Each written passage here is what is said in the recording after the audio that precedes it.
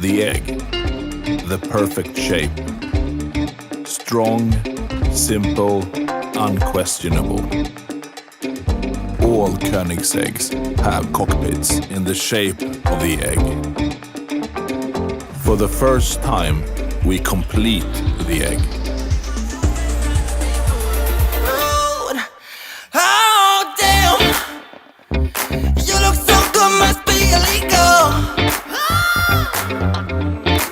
Oh, damn. You look so good, must be illegal. You look so good, it must be. You look so good, it must be. You look so good, it must be. You look so good, must be illegal. You look so good, it must be. You look so good, it must be. You look so good, it must be. You look so good, must be illegal. You look so good, it must be. You look so good, it must be. You look so good, it must be. You look so good, must be illegal. You look so good, it must be. You look so good, it must be. You look so good, it must be. You look so good, must be illegal. So, the Koenigsegg Gemera. Gemera is actually a name my mother came up with for this car. It's Swedish for to give more. Ge mera. And then we pushed that together into a new word. So it became the Gemera. What does that mean? We believe this car really gives more. We have a full-size mega car. It is a mid-engine car. It gives the impression of being a mid-engine car. But inside, you have an interior space never before seen in even a GT sports car. You can be 4 2-meter persons fitting in this car, front and rear. You don't even need to move the front seats backwards or forwards to get in and out of the rear seat. The Koenigsegg door system really comes into play here, because you can park this car right next to another one, this close, and open the door fully. It's really practical. We have some sensors up here, so if you're in a low garage, it will stop a little bit early. But this is designed to fit in 95% of all garages in the world. But if you have a really low one, it will stop at an earlier angle. You also have sensors stopping the door going out if there would be an obstacle here. But it is also cleared for high curbs, which is practical.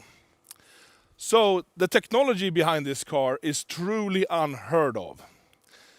The combustion engine is 600 horsepower and 600 newton meters of torque from a 3-cylinder engine. It is really a little monster of an engine.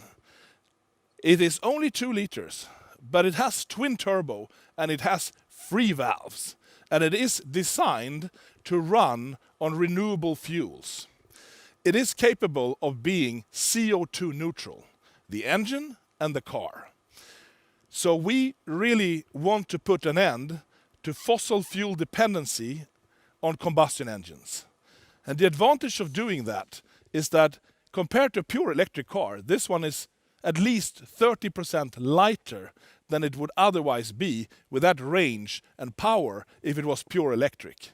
So you get a more agile, roomier car with better acceleration, better cornering, better braking, still CO2 neutral capable if you find the right fuel. It is flex fuel, so you can run on whatever you can find basically, but it is optimized and envisioned to run on renewable biofuels. And we really want to push that side of the automotive industry. Electric cars are great, but there are not enough charging stations around, and it's difficult to produce cells quickly enough for worldwide implementation.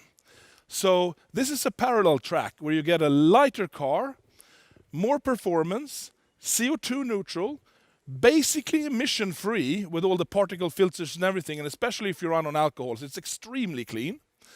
And if you fill it up on renewable alcohol, and you can also plug it in and fill up electricity, you can be as CO2 neutral and as environmentally friendly as a pure electric car. It is also a sports car, of course, so you do get the sound from the combustion engine. And when I say 3-cylinder, of course, it sounds like a tiny little engine that won't sound so exciting.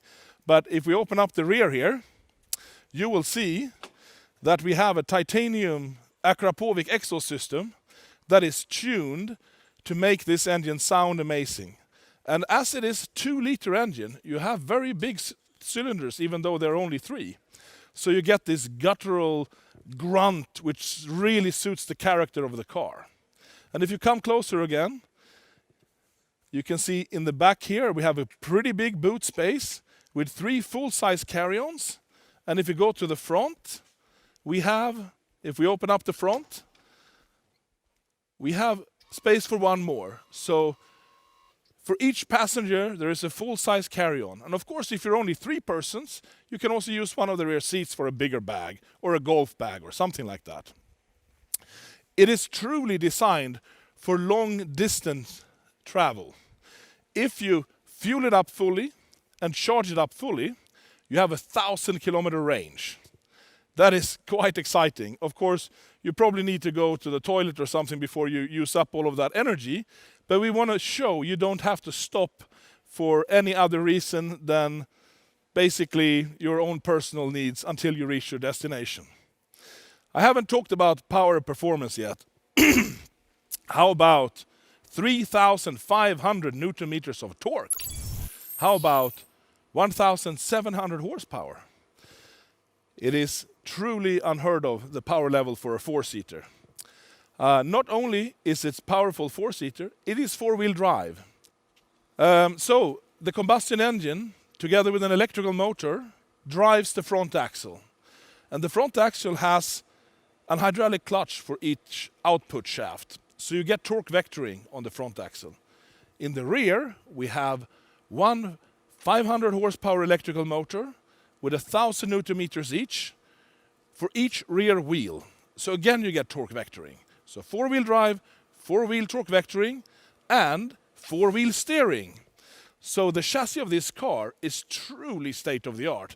We can play around with so many variables to make it steady as a freight train on the Autobahn and agile around the corners, around the track, because we can play with all of these parameters in a truly astounding way. It is a full carbon fiber construction, body, monocoque, chassis, everything. It has a global rigidity of 40,000 Newton meters per degree from axle to axle, which is really astonishing for a 4-seater. The weight, the curb weight, well, our production aim is 1,880 kilos or so. The aim is to stay under 1,900. With this kind of fuel size, battery size, 4-seater, full-size car, it is a really competitive weight. So please enjoy. Thank you so much.